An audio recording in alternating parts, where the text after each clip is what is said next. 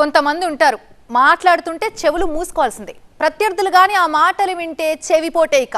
ఆ జాబితాలో మైనంపల్లిని చేర్చొచ్చా? గతంలో ఆయన చేసిన కామెంట్స్ అన్నీ ఇన్ని కావు. ఆ తిట్లు కూడా మామూలు స్థాయివి కావు. అసలు ఉన్నట్టుండి మైనంపల్లి భాష మీద ఇప్పుడెందుకు టాపిక్? ఆయన అలా రియాక్ట్ అయ్యారు కాబట్టి ఆ టాపిక్ వచ్చింది. ఫస్ట్ నీ ముఖం చూసుకోరా, గాడిది ముఖం రానిది. హరీష్ రావు గాడేమో నీతో అనిపిస్తాడు, కొడుకు వాడి పని చెప్పమను, పేరు బ్రాండ్ అయిపోతుంది. మల్లారెడ్డిగా చెప్తూ నేను ఇప్పుడు నాకు ఇష్టం లేదు కానీ చేసే హరీష్ రావు గారు ఎక్కిస్తాడు మస్తు. 6-7 కాగానే మందు పెట్టుకో, అది కూడా ఓడి 3 మంది వస్తుందో అందులో తాగు. అరే గుండుగా నీ ముఖమే చూడలేరా యూజ్లెస్ పిల్లని. నువ్వు ఒక కరీంనగర్ టౌన్ లో అంటారు పచ్చాగాని రాను ముంగట లాగా మాట్లాడతావు. నీ నేను వదిలిపెట్టానని చెప్పుడు హరీష్ రావు. ఆ నోటి మాటకు బ్రేకులుండవు. ఎంతవారు గాని వదిలిపెట్టరు. అనుకుంటే అనేస్తారంతే. గాడిది ముఖం రాని పేరు బ్రాండ్ అయిపోతుంది. అరే గుండుగా పచ్చాగాని రాను ముంగట నేను వదిలిపెట్టాను. రాజకీయాల్లో ఎంతో మందిని చూసుంటాం. But Mynampally Hanumantha Rao totally different. మాటల తూటాలు పేల్చడంలో మల్లారెడ్డిది ఓ స్టైల్. సవాళ్ల మధ్య కామెడీ టైమింగ్ కూడా ఉంటుంది. కానీ మైనంపల్లిది అంతకు మించిన డిఫరెంట్ స్టైల్. ఒక్కోసారి రాయలేని పదాలను, తిరిగి పలకలేని మాటలను ఉచ్చరిస్తుంటారు ఈ మల్కాజ్గిరి మాజీ ఎమ్మెల్యే. అవతల వ్యక్తి ఎవరా అని చూడరు. పగబట్టారంటే ప్రత్యర్థులను వెంటాడడమే ఆయన నైజం. నోరు తెరిస్తే చాలు ఆయన నుంచి తిట్ల సునామీ విరుచుకుపడుతుంది. ప్రత్యర్థుల దుకాణం బంద్ చేయించే వరకు నిద్రపోనంటూ పరుష పదజాలం వినిపిస్తుంటుంది. ఒక్కోసారి అంతు చూస్తానంటూ శపథాలు కూడా చేస్తుంటారు. మీడియా ముందుకొచ్చి మాట్లాడితే అవి మామూలు విమర్శలు లాగా ఉండవు. అంతకు మించి దూషణలే వినిపిస్తాయి. ఏం మాట్లాడుతావురా మల్లారెడ్డి? మీరు 100 మాట్లాడురి, జవాబు హనుమంతరావు పర్ఫెక్ట్ చెప్పి మాట్లాడతారు. ఏమనంటే కొడుకు అంటారా? నీ అల్లుడేం రా మరి? ఏం పడగొట్టింది మల్కాజ్గిరికి? నువ్వేం పడగొట్టినావు? ఈ మధ్య మల్లారెడ్డిపై అంతెత్తున ఎగిరిపడుతున్నారు మైనంపల్లి. మొన్నటి వరకు ఒకే పార్టీలో ఉన్నవాళ్లే వీళ్లు.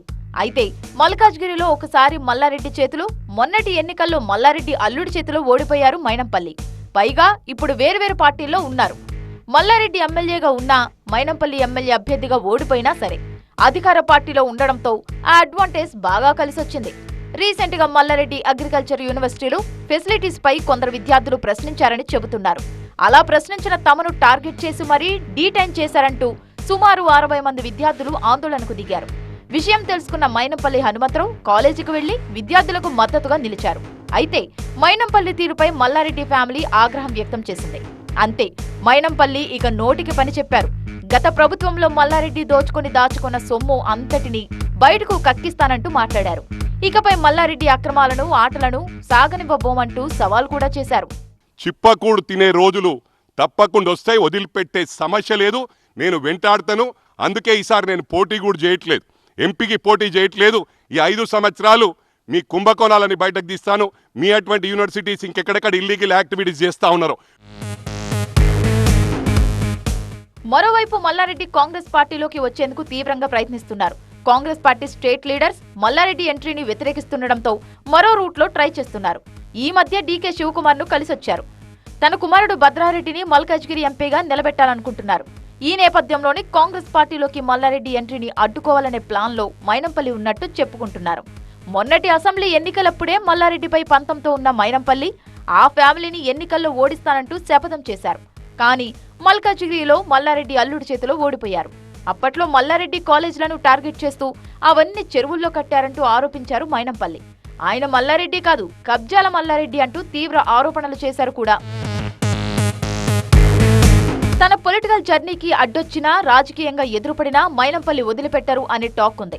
ముందుగా నోటికే పని చెబుతారన్న అపవాదు కూడా ఉంది. అందులో భాగంగానే మొన్నటి అసెంబ్లీ ఎన్నికల్లో హరీష్ రావుపై ఒక రేంజ్ లో విరుచుకుపడ్డారు. మైనంపల్లిలో ఈ యాంగిల్ కూడా ఉందా అని అందరికీ తెలిసింది కూడా అప్పుడే. హరీష్ రావు 1,00,000 కోట్లు అక్రమంగా సంపాదించారంటూ బాంబు పేల్చారు.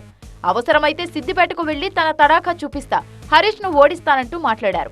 ఇక బండి సంజయ్ తెలంగాణ బీజేపీ అధ్యక్షుడిగా ఉన్నప్పుడు ఎన్నిన్ని మాటలు అన్నారు. బండి సంజయ్ హర్ట్ అయ్యేలా పర్సనల్ గా చాలా మాటలు అన్నారు మైనంపల్లి. బండి సంజయ్ మల్కాజ్గిరిలో అడుగు పెడితే ఆయన భరతం పడతానంటూ మాట్లాడారు. మరో అడుగు ముందుకు వేసి బండి సంజయ్ రాసలీలలను మీడియా ముందు పెడతానంటూ ఆనాడు సంచలన ఆరోపణలు చేశారు. మైనంపల్లి నోటు దురుసుతో చాలా మంది ఇబ్బంది పడ్డారు కూడా. నీ క్యారెక్టర్ నాకు తెలుసు అంటూ ఓ మహిళా కార్పొరేటర్ను పట్టుకొని మాట్లాడారు. ఇలా చెబుతూ పోతే ఎన్నో ఉదాహరణలు. మైనంపల్లి ఈ స్థాయికి వచ్చి మాట్లాడతారా అని ముక్కును వేలేసుకునేలా ఉంటుంది ఆయన నోటి దురుసు.